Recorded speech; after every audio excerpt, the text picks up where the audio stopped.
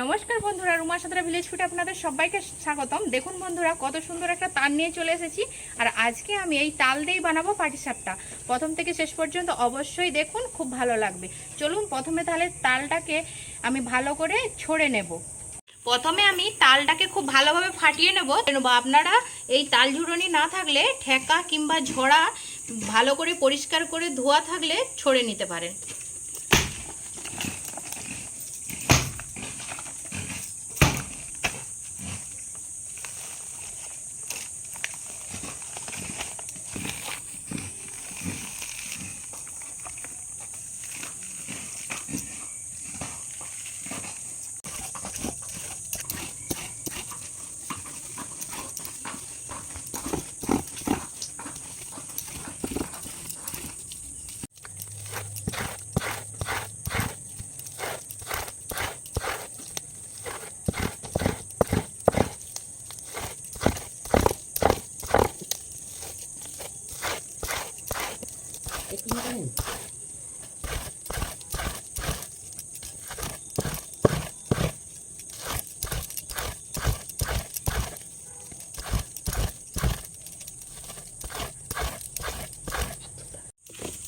দেখুন বন্ধুরা, আমার সব তালটা ছুঁড়া হয়ে গেছে। আর এই একটা তাল থেকে কতটা তালের পাল্প বেরিয়েছে।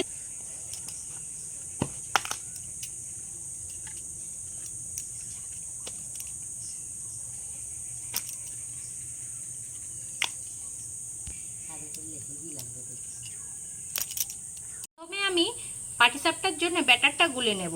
তার জন্য আমি যেখানে তালের পাল্পটা বের করে নিয়েছিলাম সেখান থেকে আমি কিছুটা দিয়ে দেব। দিয়ে দেব পরিমাণ মতো ময়দা। আমি এখানে 1 বাটি ময়দা নিয়েছি, এর হাফ তার নিতে হবে। এর থেকে বেশি তার নিয়ে নিলে তাহলে পিঠেটি উঠবে না। ময়দাটি দিয়ে দেব, দিয়ে তালের সাথে ময়দাটিকে খুব ভালোভাবে মেখে নেব।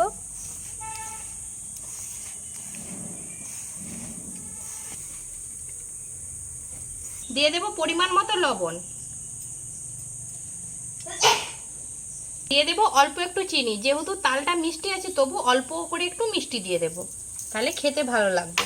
আর দিয়ে দেব পরিমাণ মতো জল, দিয়ে পাতলা করে ব্যাটারটি করে নেব।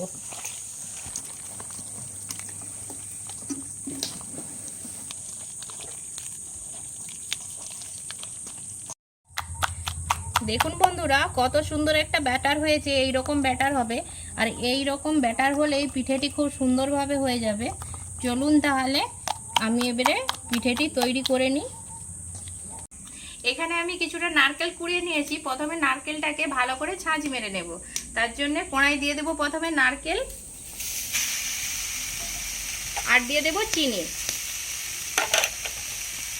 দিয়ে খুব ভালো করে নারকেলটাকে ভেজে নেব। দেখুন বন্ধুরা, নারকেলটিকে আমি লাল লাল করে ভেজে নিয়েছি।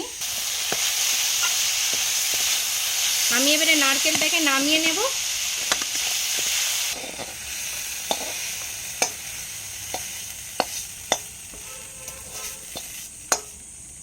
ঠান্ডা করে নেব 5 মিনিট নারকেলটাকে।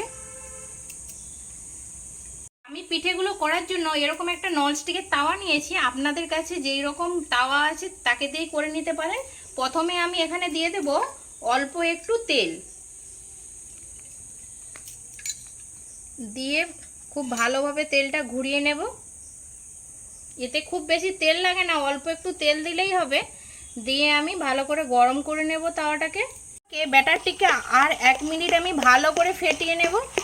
যত বেশি ফেটাবেন তাহলে পিঠেটি খুব ভালো হয়। ভালোভাবে গরম হয়ে গেছে।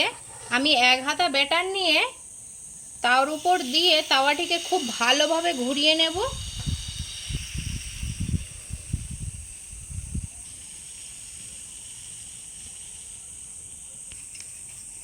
দেব নারকেল ছাঁচ মারা যে নারকেলটি করেছিলাম সেইটি দিয়ে দেব, দিয়ে আমি ভাঁজ করে নেব। আর খুব হালকা হাতে ভাঁজ করতে হবে।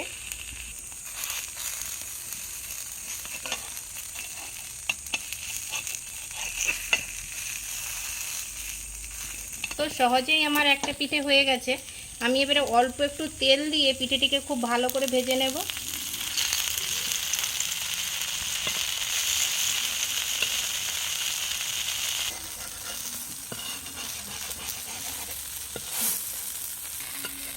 দেখুন আমার একটা পিঠে খুব ভালোভাবে হয়ে গেল। আমি পিঠাটিকে আরেকটু উল্টিয়ে খুব ভালো করে পেছনটাও ভেজে নেব। যেহেতু এটা তালের পিঠে একটু সময় লাগে ভাজতে, আপনারা হালকা হাতে হালকা আঁচে ভেজে নেবেন খুব ভালোভাবে। দেখুন পিঠেটি আমার খুব সুন্দরভাবে হয়েছে আর কালারটি কত সুন্দর এসেছে দেখুন। এইভাবে আমি সমস্ত পিঠেগুলোকে ভেজে নেব। নিয়ে আমি তাওয়ায় দিয়ে দেব, দিয়ে হালকা করে ঘুরিয়ে নেব, দিয়ে 1 মিনিট ব্যাটারটিকে হতে দেব। তারপরে নারকেল কুড়ো দিয়ে আমি ভাজ করে পিঠেটিকে খুব ভালোভাবে ভেজে নেব। দেখুন বন্ধুরা আরও একটি পিঠে আমার খুব ভালোভাবে হয়ে গেছে। দেখুন আমি এবারে তুলে নেব পিঠেটিকেও। একইভাবে আমি সব পিঠেগুলো করে নেব, তারপরে ফিরে আসছি আপনাদের কাছে।